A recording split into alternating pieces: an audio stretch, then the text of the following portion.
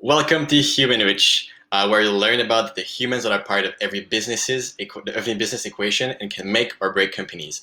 As we forget them too often, those humans, they don't forget what they do as human when they go to work. So they expect the same personalized experience as when they go shop on Amazon. It is why we can continue to approach them when it's when it's convenient for us, and instead approach them when it's relevant at the right moment for them. So I'm Hugo Hamel, the founder and CMO of Enrich3, a personalization marketing agency for B2B businesses. Our today's guest, Raphael Paulin-Daigle, is the CEO of SplitBase. Lucky for us, he's taking the time to walk us through audience research and segmentation for customer experience optimization, more precisely about A/B testing experiments for specific individuals, so we can learn how to humanize our marketing and grow your online sales. So now, before we start, I'd like to thank you, Raphael, for taking the time of being a part of the Human-Rich today. Yeah, of course. Thanks for inviting me. Awesome. So as we're human-centered, I'd like to ask you my first question. What is the one thing that most people don't know about you? Maybe something that is not even mentioned online. Ooh, that's a great question. Okay, a few things. One, I used to do magic. I was a magician. It did over 400 magic shows, but that is actually online. And now something that's not online, maybe. I love in my free time. I'm a really big fan of techno music. Wow. And dancing to that music for hours is actually a form of meditation for me. Every time I dance, I sit down and I feel more grounded, more present, and it actually feels like a meditation. Awesome. Talking about meditation, do you meditate outside of dancing? Yeah, I do. So every morning, at least I try to every morning. I usually take some time to meditate before going to work. Awesome. That's great. Like dancing is actually part of our, let's say, ancestors' roots, and like from our African, like really Totally. deep root. That's to be part of an art of expressing, actually. So awesome. So tell us a bit more about your journey into customer experience optimization, like from the very first beginning. So you said that you were a magician before. So how did you kind of make the switch to conversion optimization? Yeah, when I think about what I do and what I really like, what I realize it's not about marketing, it's not about magic at the time that I did magic. It was about experiences, right? It's about Right. how people feel when in a moment. And I look at what I do today where I do conversion optimization and we're creating web experiences to increase conversions on websites.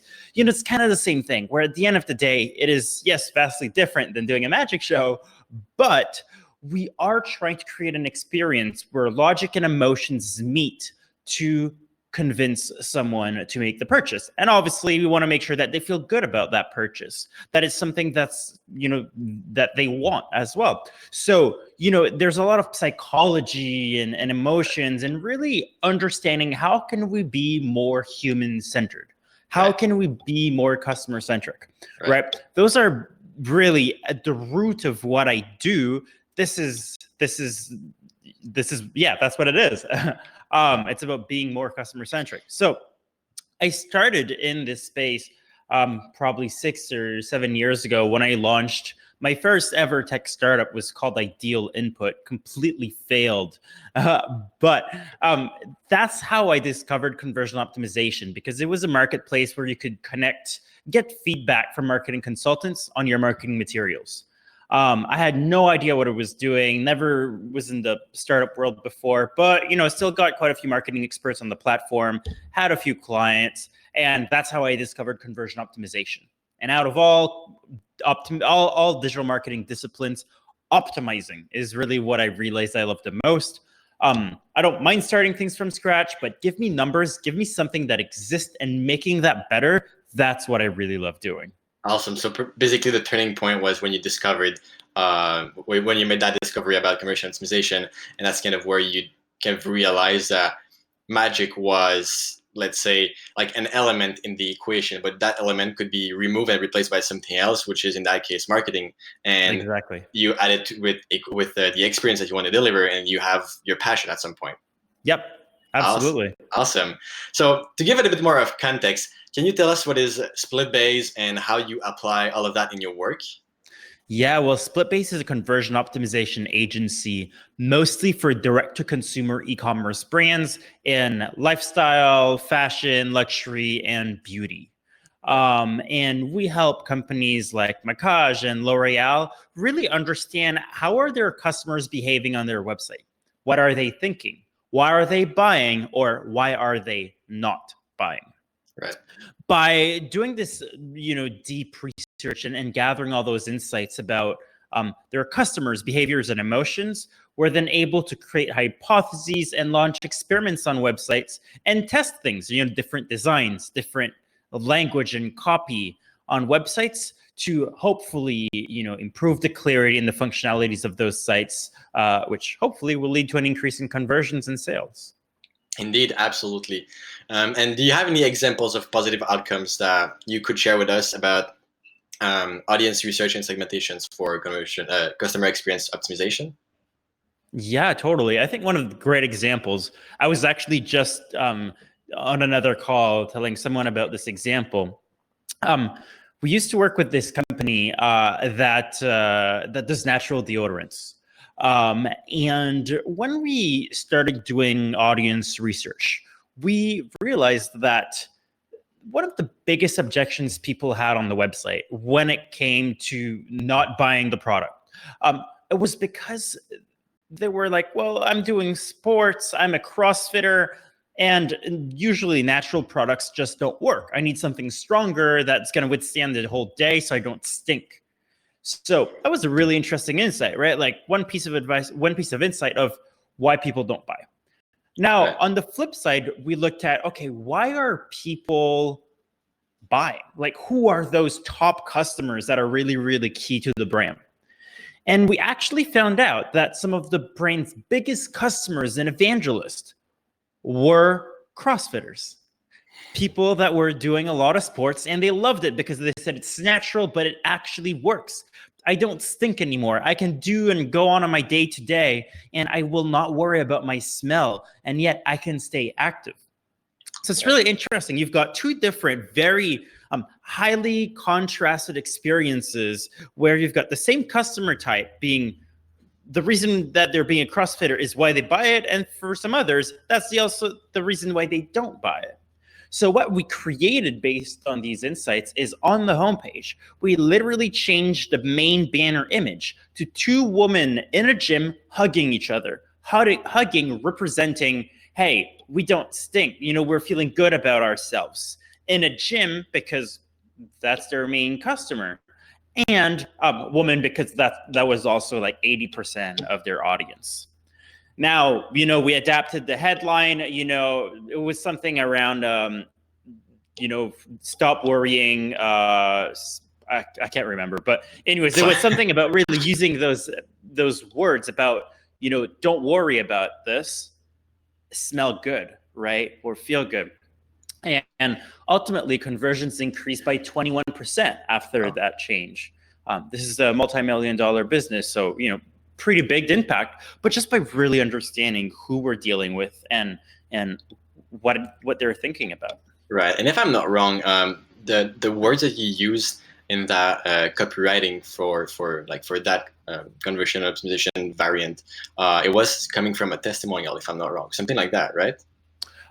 For that one, I don't think so. But what we'll do is that we'll use a lot of voice of customer. Yeah. And this case study, but it was actually a public case study on our website. But we'll use voice of customer, and we'll try to understand what are the words that people are using to describe this product. One of the questions that we use a lot is, how has this product made your life better, right? So it can seem really far-fetched and a crazy question to ask when you're talking about a deodorant, like how has the deodorant made my life better? But when you ask that question, you're really just asking the person to think about what is the ultimately best outcome they got out of using your product. Yeah. So even if the question is really far-fetched and you're like, making my life better, come on, it's a deodorant. Well, people are going to respond the best outcome they got out of that product. When you look at how they talk about that outcome, well, awesome. because you can use those words. The way they describe it is the way they relate to your product. So this is probably how you should communicate your product as well, right? If you've got hundreds of people describing the outcome in the same way, using the same words, the same language, use that. This is called voice of customer. And people relate more generally, and they just have a better understanding of what you do. Especially when it comes to these products, you're not selling a product. Like if you're selling a deodorant, I'm sorry, you're not selling a deodorant. You are selling an outcome. You're selling, being able to work out and still smelling great after, not having to worry about your smell. So, marketing by the outcome and then using how people are describing that, super, super powerful. Absolutely, because if you want a deodorant, you can just go to a dollar store and buy one if you really need one. So yep. It's much more than just a deodorant, as you said.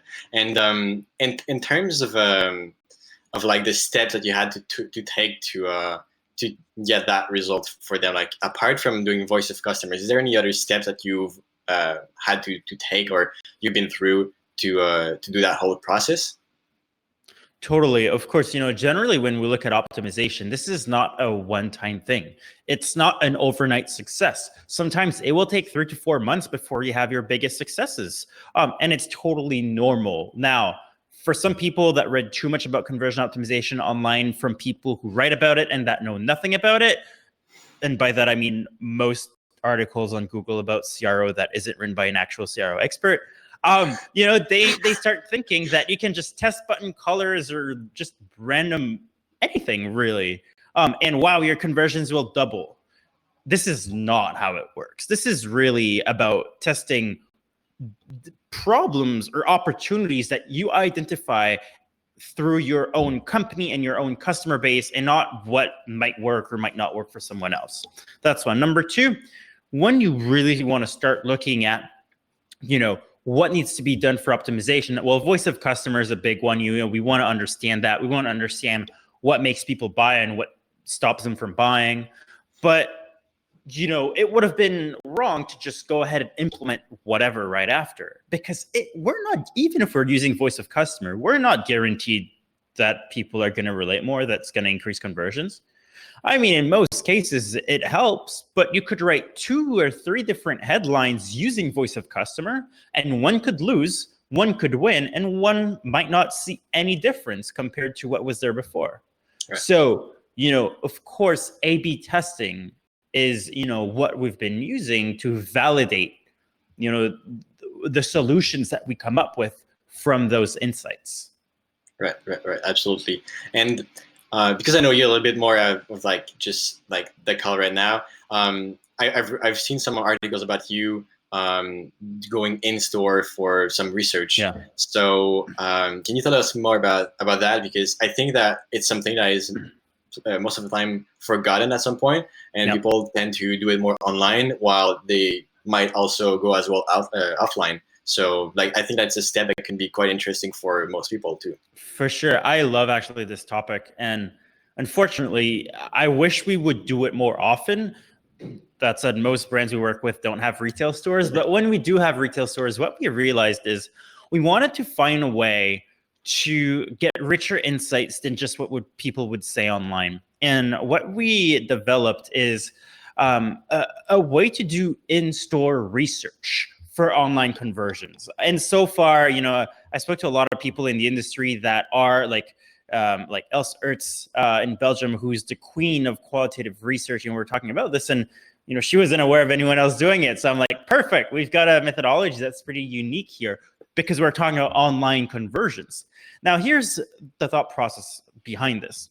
Most marketers, people working on a website for conversion optimization, they're sitting in a headquarters somewhere in an office building. And if you have a store, you're probably very far from a lot of your stores and far away from your customers as well. Mm-hmm. So we realized, well, people who work in a store, right? So the managers of the store, the employees, right? They deal with customers all day long. They talk to customers all the time. Their customers will share with them their objections. They'll ask questions. They'll tell them why they don't want to buy that product, or why they love a certain product. This is all information that anyone who works online in front of a screen will not get, unless you're doing customer support. And even then, if you're doing customer support, you're still not the salesperson on the sales floor, right? So by going in store, what we do is that when we're trying to understand what are the objections and questions and doubts of a customer, or try to understand what's the best way to sell a product to someone, well, we'll usually book some time with employees, or even preferably the managers of a store, of an actual physical retail store. We'll go in there, and for about an hour or two, we'll ask questions of like, what are the biggest questions that you get? What are the products that you sell the most? And what makes you think that this is the product that people want the most, right? Like, why this one instead of the other?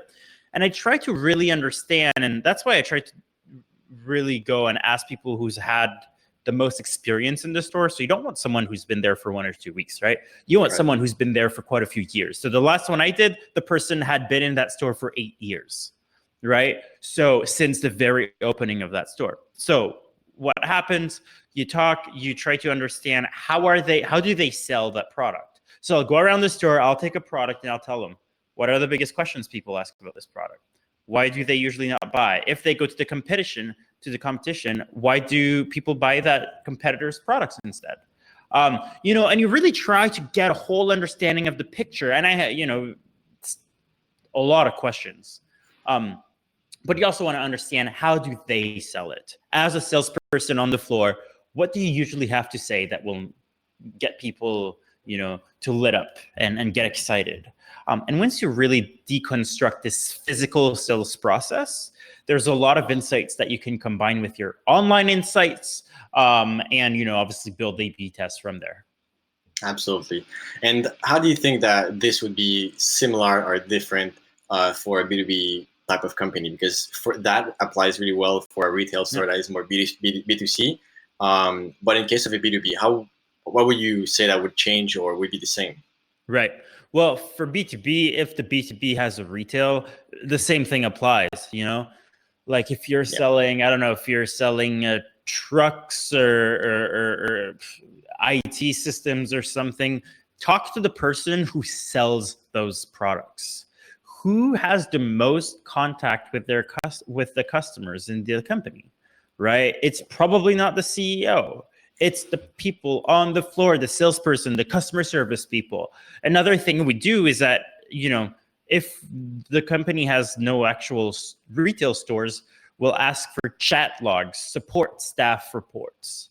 That always helps. I still find like asking someone who's doing sales to be the absolute best way of doing it, because they know it's safe to sell it.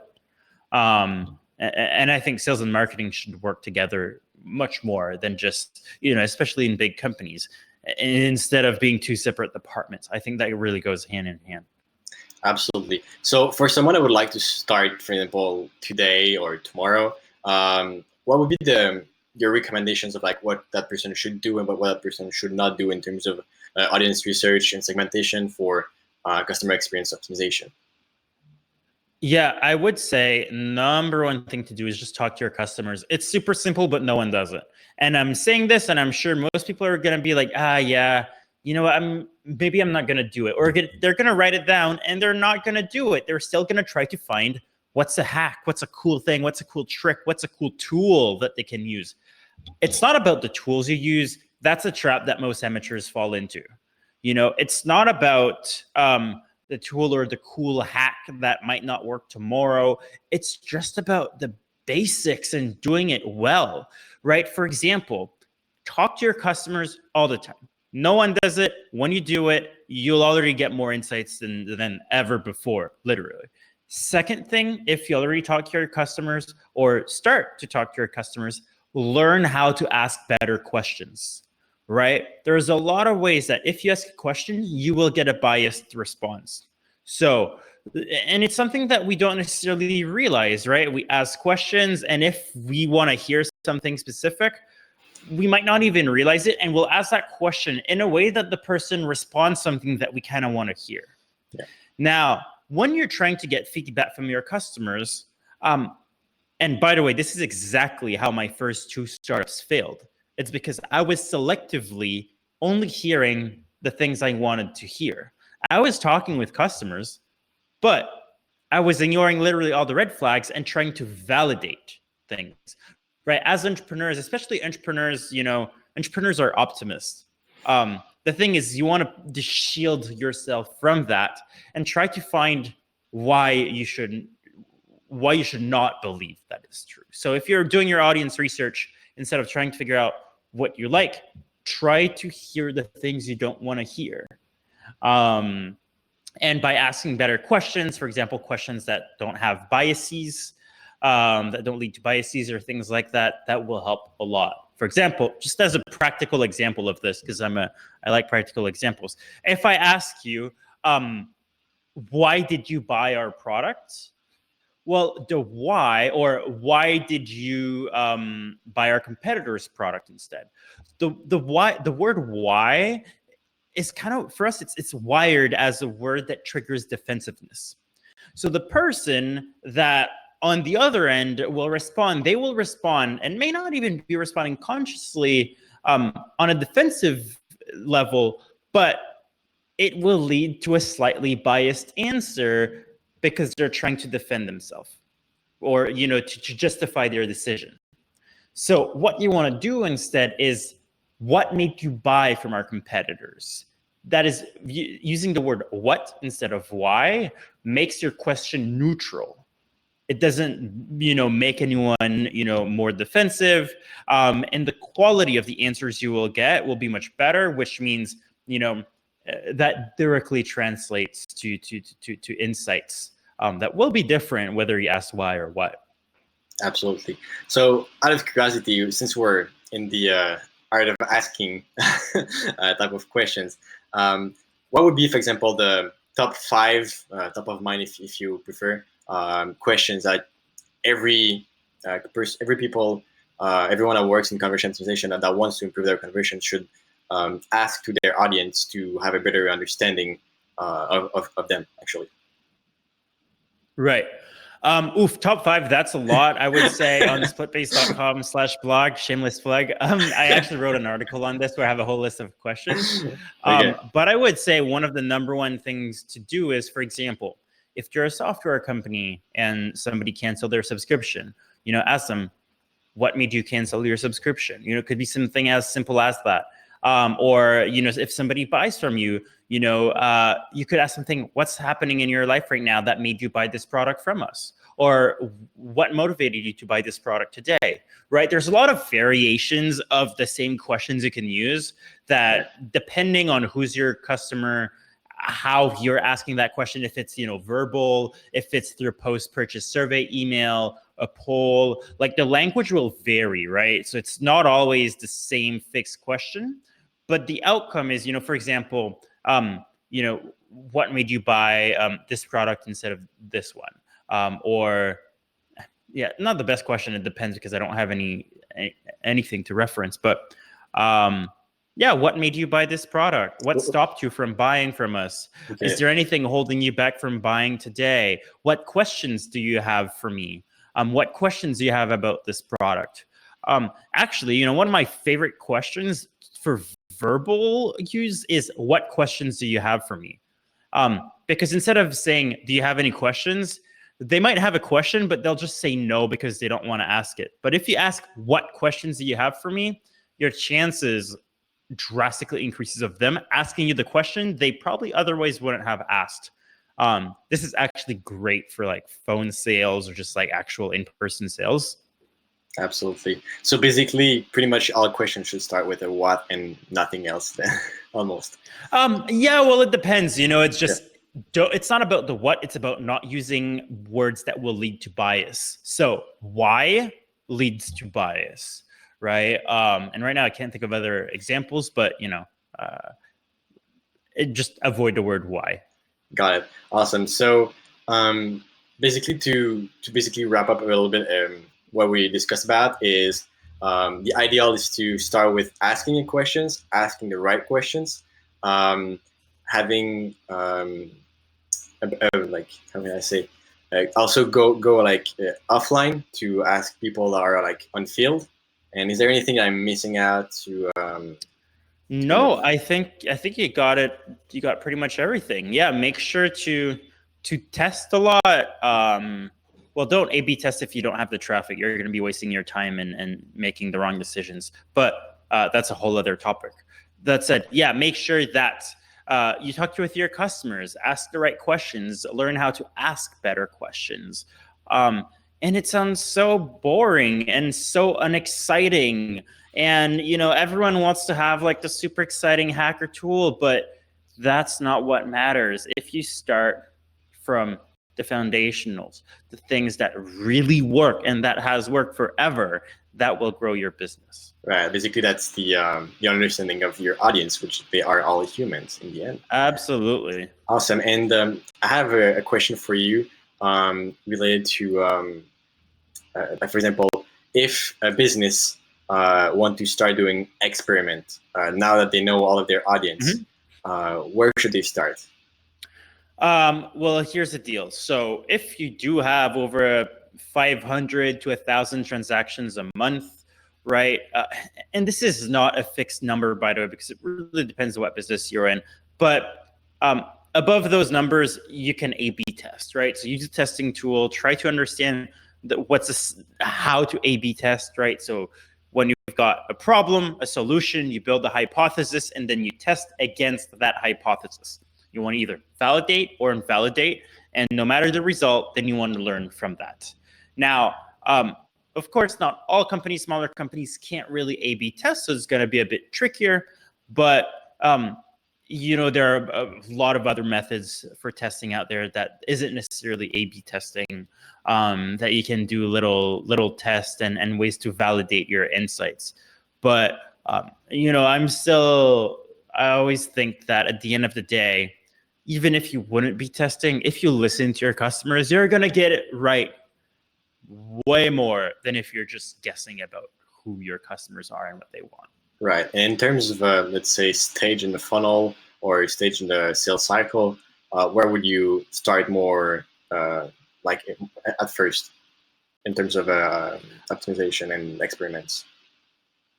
Well, it depends. So it depends, right? So generally what I'll do is I want the biggest impacts. Right. So I will start as deep as possible in the funnel. So if we're looking at an e-commerce company, which we work with, well, if we can optimize the checkout flow, we'll start there, right? If companies are on Shopify and we can't really optimize that, then that's fine. We'll look at the cart, we'll look at the product pages, and we still want to understand where the biggest problems are, right? Like if the cart is performing incredibly well, well, it's probably still best that I go to the product pages. First, you just really want to understand, you need to map out your funnel, and you want to look, where are you losing the most customers, right? At which steps? Now, here's the mistake. If you start from the top of the funnel and measure, at the top of the funnel, your percentages will be bigger. So if you just look at that, you're going to be like, oh, well, I'm going to target the bigger percentages. Now, the thing is that, yeah, that percentage might be bigger at the top of the funnel, but those are not customers that have an intent to buy, right? But if you go really deep in the funnel, if you have even just a small percentage of loss between the cracks of your funnel, between the stages, well, those are people that were just about to buy. So do the math, right? Is it better to, increase end of the funnel completion by 5%? Or is it better to increase, top of the funnel to the next step by 20%?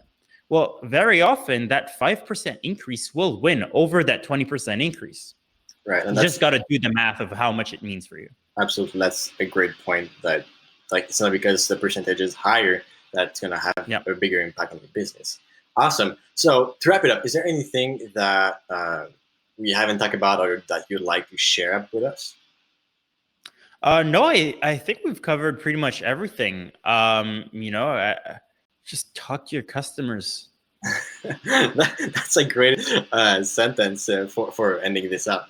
So where can we find you, and like online, and like if there anything where we can connect with you? For sure. Well, splitbase.com, that's my agency.